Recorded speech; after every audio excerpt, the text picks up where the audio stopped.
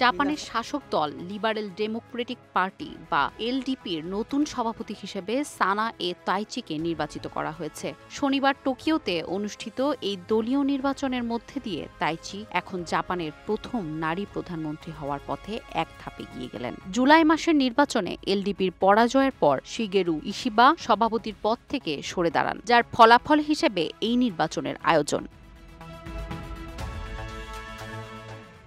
ভোটাভুটির সময় দলীয় সদস্যদের ব্যালট প্রদান, ভোট গণনা এবং ফলাফল ঘোষণার দৃশ্য ছিল নাটকীয়।